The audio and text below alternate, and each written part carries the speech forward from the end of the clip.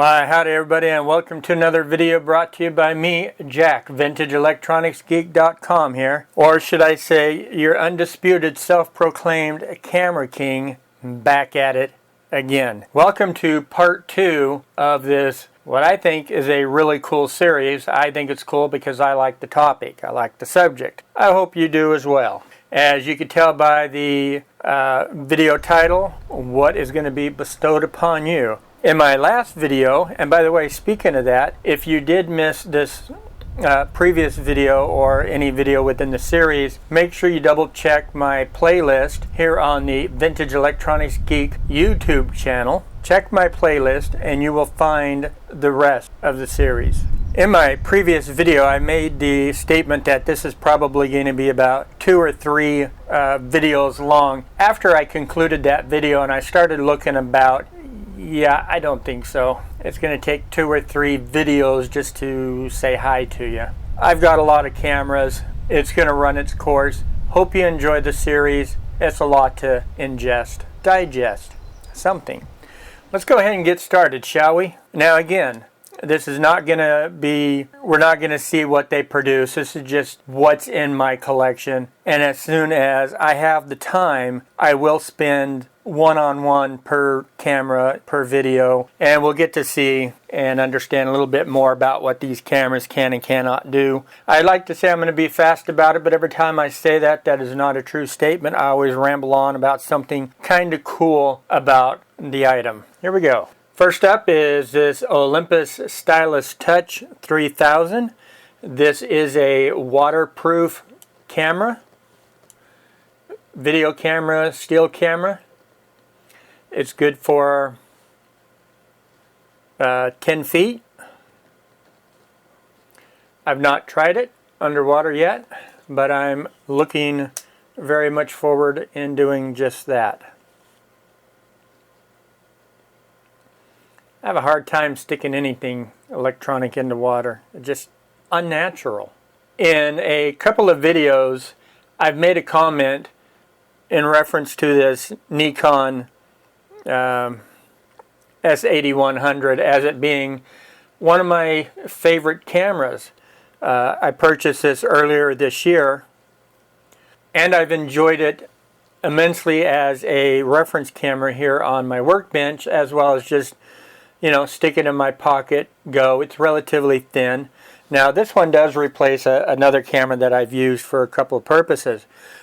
Well, since I made that video, I've picked up another camera that has very quickly becoming my favorite go-to as far as portability and desktop reference photos. In fact, this also has a phenomenal video to it. It only shoots 720, but it's easy upscalable to 1080. Now, even though I haven't demoed this camera before, you have seen videos shot from this camera. In fact, if you caught my last video in regards to my new video card, my NVIDIA 1070 Ti, when I went to shaky cam, it was shot by this camera. In fact, this is the same camera that shot the video for Doug Moslack in reference to a video switch box.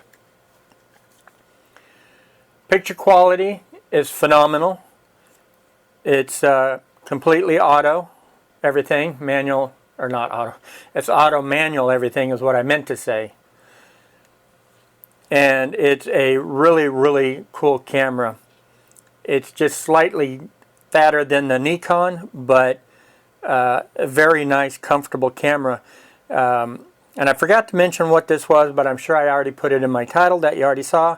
This is a Panasonic Lumix model number DMC-Z5.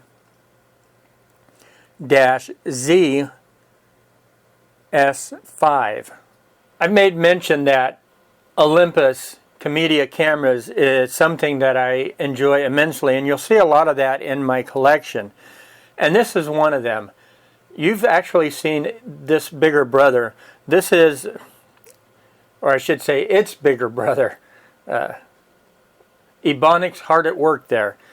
This is a Olympus Commedia C-5050. It is a 5 megapixel camera, its bigger brother you saw was the Olympus E20. It's the same camera, same guts and everything. This one just didn't cost quite as much, and you don't have quite the extra goobers to it as you did in that one. But inside, it's the same camera. And back in the day, people was like, well, if it's the same camera, do I spend the $2,000 or do I just spend $1,000? What? And so, enjoy this camera. It's got a very fast, very sharp f1.8 lens on them. It's amazing. Beautiful camera. If you've never owned Camedia and you have the opportunity, by gum by golly, jump on it. I think you'll like it.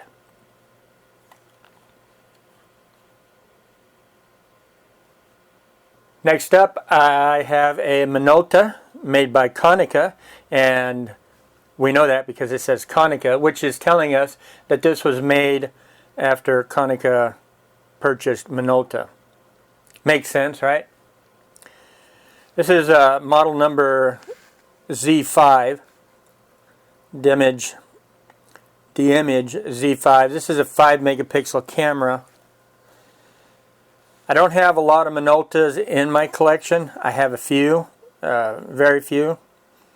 Couple film, couple digitals.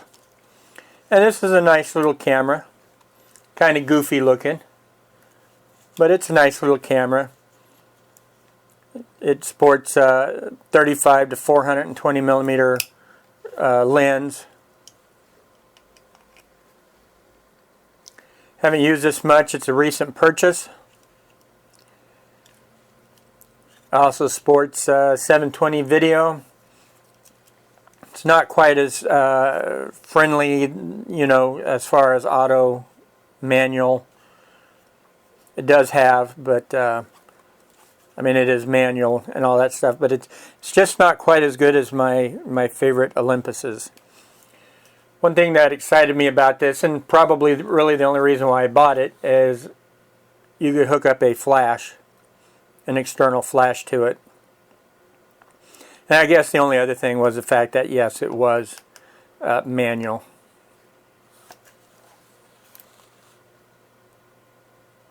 Next up is this Kodak DX4530. It is a 5 megapixel camera.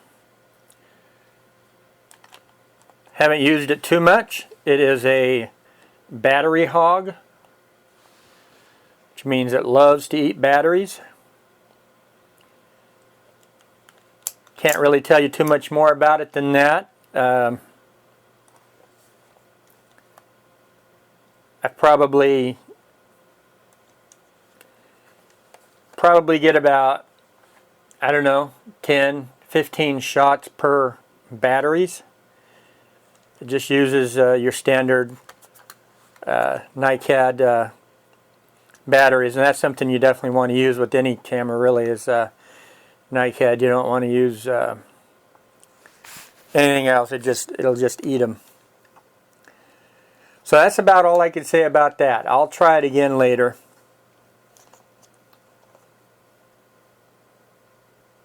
Next up, we have a Sony DSC-D770.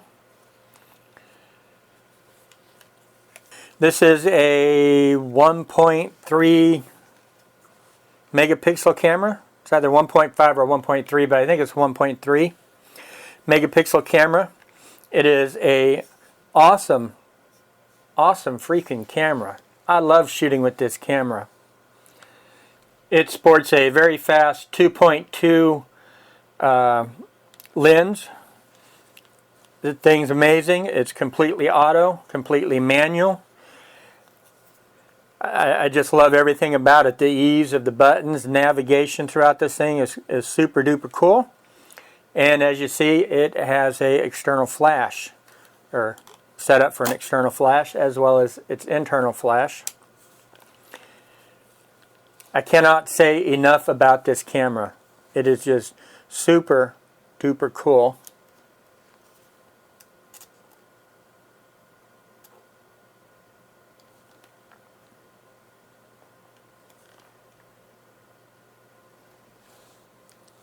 course, the white balance on the video camera is picking is balanced for my overhead light, so that's going to look blue. But an amazing little camera, I'll tell you that much for sure. Hey, guess what? That's right, another Olympus Commedia camera. This is C8080. It is a 8 megapixel camera. It's a awesome camera. Sorry about that. I was looking at the camera and not at my monitor, so I wasn't sure where I was at. 8 megapixel camera, Camedia, we established that. Amazing camera. I need to get some accessories. One of the accessories is a battery grip. Trolling for one of those, it's kind of hard to find. And I need a sunshade for this. But amazing camera. Super duper duper duper fast on-y offy. Just that fast. And that beep is telling me that my memory card is full. And I will agree that it is.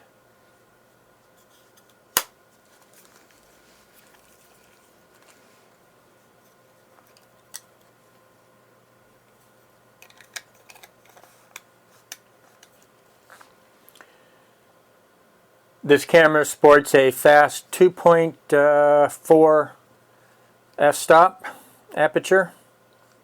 Nice big fat lens. It's got a nice big fat 1/3 sensor in it, I believe. Lovely camera. If you ever get a chance to own one, do so. However, do not expect it to be fast shooter. It's a slow shooting camera. Very fast booting up, but when you're shooting raw, very slow. Next up is the only video camera I'm going to show you, a true video camera I'm going to show you in this installment. And this is a Panasonic PV-L758. It is a VHS-C video camera.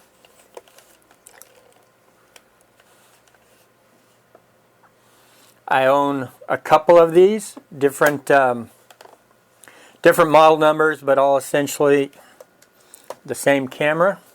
Getting all mixed up here in all my junk here. Big fat tail here.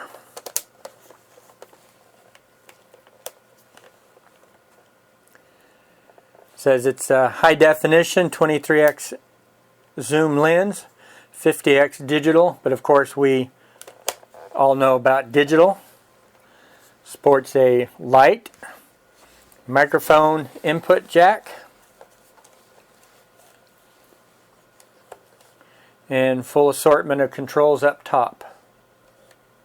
And second to last here is this, well, you tell me, is it a Kodak or is it a Nikon, or is it confused? How many of you know exactly what this is? Give up? Alright, I'll tell you. This is a Kodak DCS315. It's not a Nikon, it's a Kodak. Although it says Nikon all over it. That's because half of it really is a Nikon. The other half is Kodak. Now ask yourself, is that a big freaking camera or what? This is the largest DSLR camera that I own. And secondly, in its day, this is the most expensive DSLR camera that I own. This is all one solid piece camera, by the way. It does not separate. This camera in its day, I'll have to put it up on the screen, but I think it sold brand new for like $10,000. Crazy, I know. They still demand a nice chunk of money, even in today's market, 2017.